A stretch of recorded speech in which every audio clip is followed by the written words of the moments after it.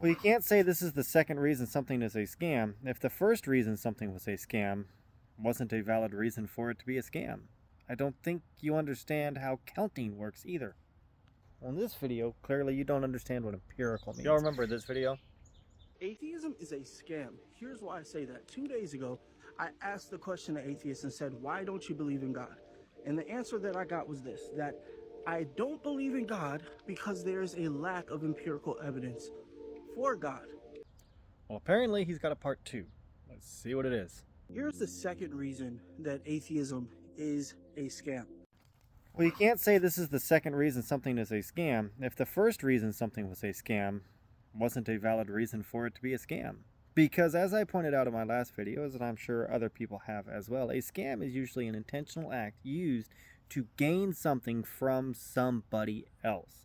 It's usually a fraudulent manipulation in order to gain power, money, control, something over or from somebody else. Atheism is a position which says, I don't believe the claim that you're making that a God exists.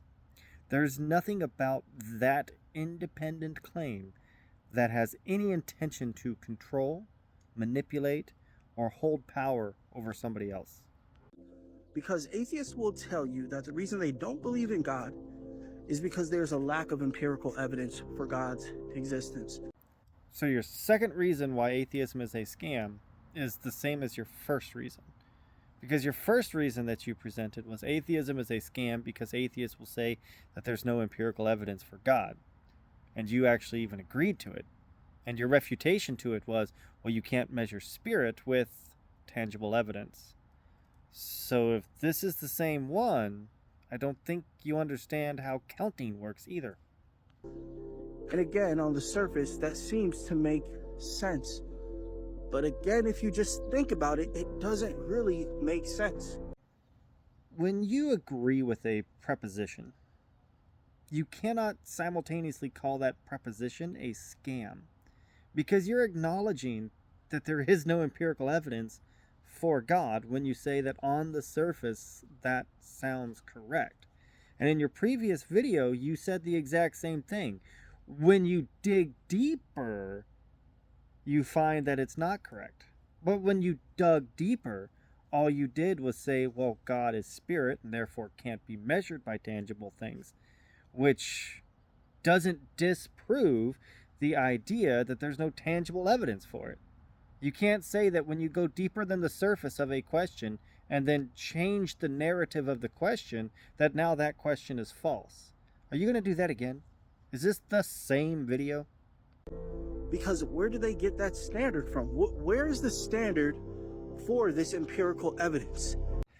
So this video is about where do we set the standard for empirical evidence? Well, empirical evidence or tangible evidence is evidence that we can test. It's evidence that we can demonstrate. It's evidence that we can draw a hypothesis and then test against to see if we are correct. It's evidence that we can make predictions and then see if the predictions come true or if they are wrong. And if they are wrong, what variables can we switch in order to make the prediction come true? Or what variable did we miss while performing the experiment?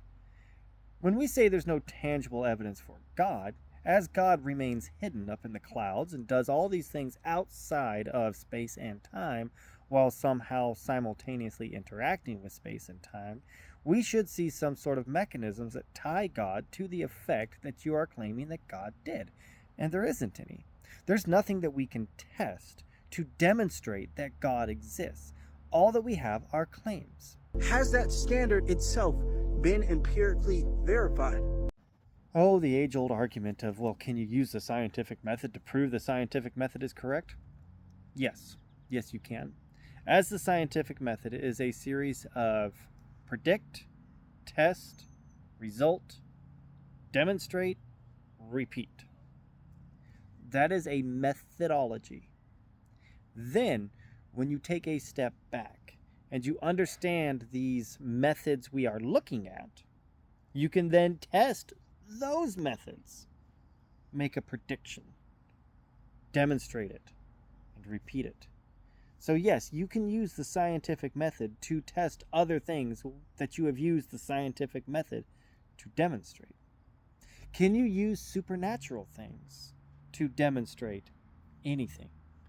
Can you use supernatural things to demonstrate something that we already understand scientifically? No, you can't. The only thing that we have available to us is our observations of reality and our measurements in how we understand them. And so, yes, our measurements of empirical evidence can be tested, and they can be demonstrated to be accurate. Because it's only true if materialism is true, which again is unverifiable from an empirical standpoint. So I think in the first video you didn't understand what scam was, and you still don't. Well, in this video, clearly you don't understand what empirical means, and I let it slide for a couple of the points. But in this one, you're just wrong, because you said you cannot measure materialism empirically. Materialism is just stating that everything that exists is material. And people argue against the idea, well, what about a thought? Is a thought material?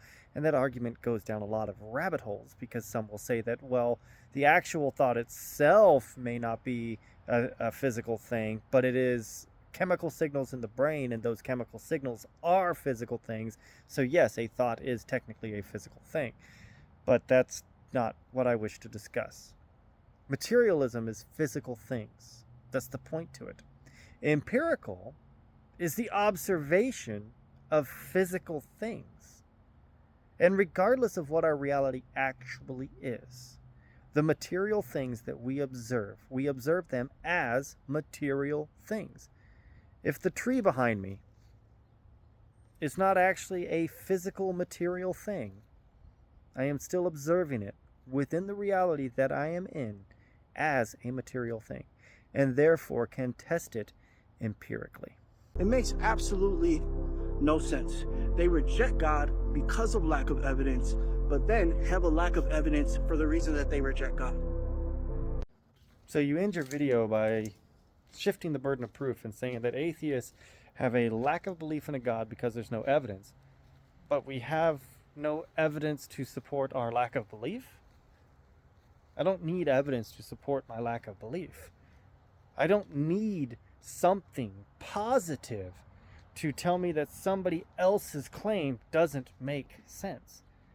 And the fact that there is no evidence presented that's convincing enough for me is enough for me to reject that claim.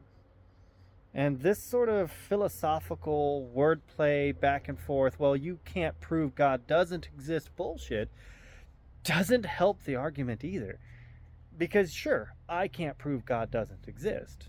But until you can prove that he does, until you can provide supporting evidence to show, to demonstrate, to test that your God exists, I have every bit of right to not believe it.